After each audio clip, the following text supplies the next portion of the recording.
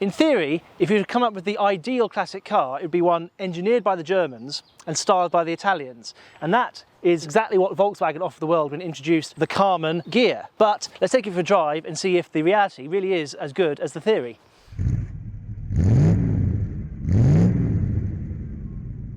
But first, our friends at Lancaster Insurance are running monthly giveaways. You can win all sorts, from experience days to tools, restaurant vouchers and tech. So click the link below at the end of the video to enter their latest competition. I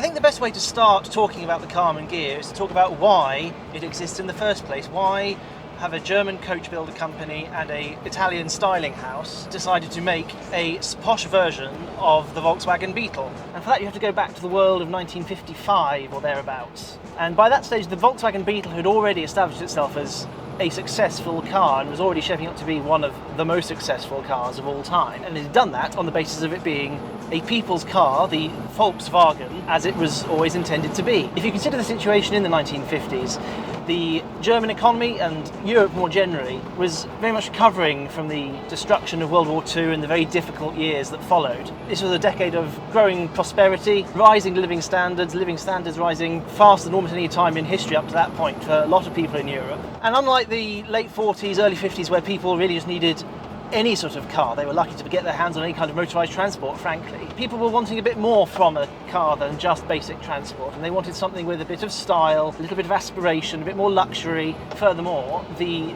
Beetle didn't quite have the German car market to itself. You had Auto Union, DKW and other companies like that starting to offer their own products, and they were rather more sophisticated and more modern than the Beetle, which obviously remember was designed in the mid-30s. So Karmann, the German coach building company that had worked very closely with Volkswagen in developing the Beetle, and they were building the cabriolet version, decided the market was right for a more upmarket version. And through various industry and personal and business connections, Karmann fell into discussion with Ghia, the Italian coach building firm, which you may now associate much more closely with being the luxury versions of Fords, but at the time was independent and was making its own coach built cars and various concept cars for other manufacturers and things like that. So teams at Karmann and Ghia collaborated, and this removed, the records are not exactly clear exactly where the responsibilities lay. It's very much a collaborative joint venture between the two. It isn't just that Ghia styled it and Karmann built it, or the other way around, or whatever. And again, through personal connections, the designers at Ghia were influenced by the American stylist Virgil Exner, well known for his work with Studebaker in the late 1940s and then for Chrysler. And there's a lot of back and forth on a personal friendship level between Exner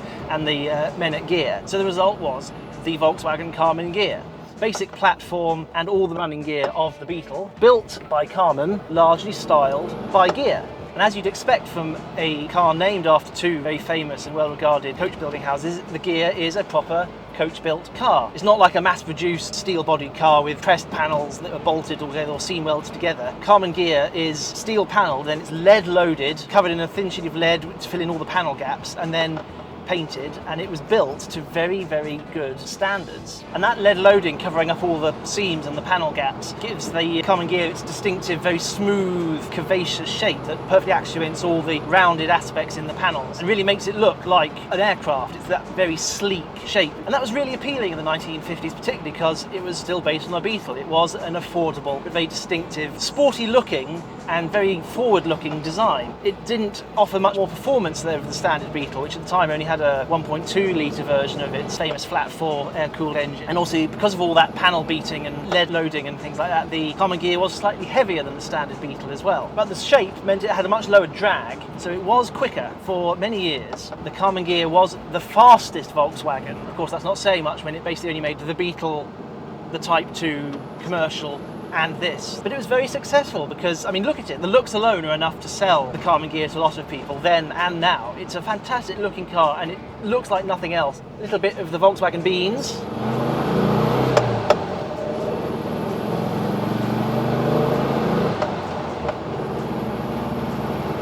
Would you say that's sports car performance? No. It's not a sports coupe, it was never meant to be.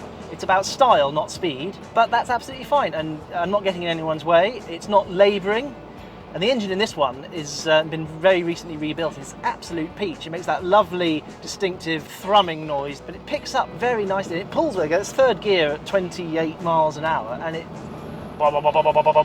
just picks up very nicely, got no struggle at all. And yes, in terms of the running gear, it's all very Beetle, very pre-war. You've got your torsion bars at the front and your swing axles at the back, although by this stage it's the slightly longer swing axles, so they were not quite so twitchy in theory. Does it feel like it's twitchy at all, or any sort of sense of oversteeriness? No.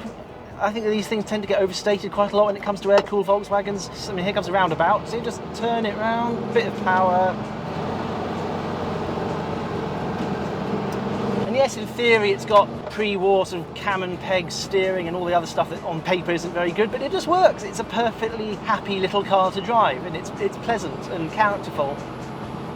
And it has a real feel of solidity, which is always the thing with Beetles, and the Karmann Ghia just adds to that because it's so built to such good standards, and this one's been restored so well. Beautifully engineered solidity to it. And there's no creaks or rattles, feels just planted and feels like it's got heft to it. And that goes down to the mechanics as well. It feels like it's a dependable car that could just go on for hundreds of thousands of miles. A sense of relentless progress that you get with an air-cooled Volkswagen. It's been designed to run flat out in all weathers. It's a very confidence-inspiring car, but I can see why so many people like air-cooled Volkswagens as classics and daily them and do huge journeys in them for that reason. And the Karmann Ghia has all that. It just does it with an extra dose of very distinctive style. And this Karmann Ghia has been lightly lowered, as a lot of them have, and I will say, I think it suits it. And yeah, it's jiggling up a little bit, but it feels supple. I'm certainly not being chopped around in my seat or anything. And the controls feel similarly well engineered and solid as well. I mean, the steering, yeah, there's not much feel in it. I mean, it's unassisted, of course, but it's perfectly good. It's got a nice accuracy to it, no real slack around the dead spot. Just roll it in and roll it off. And I'm not having to sort of drive it like in a car in a 1950s American film, like, you know, soaring away like that. And if I do, in fact, you can see that it's actually changing direction as I do that. And the gear change is often one of the standout points in the Beetle. They've always got that lovely clunk click, all mechanical, which can be hard to do on a rear engine car. A lot of them have rather rubbery, vague gear shifts.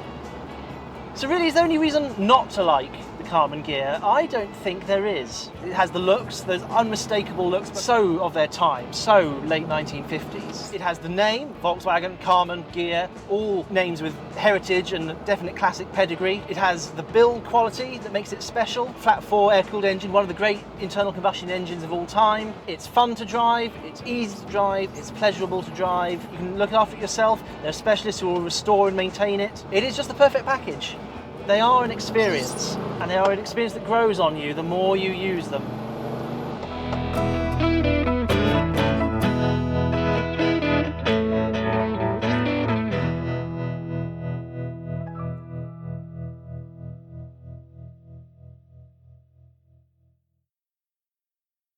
This video is proudly sponsored by Lancaster Insurance. Give them a call on 01480 400 889 for an insurance quote on your classic car. And don't forget to click the link below to enter their latest competition.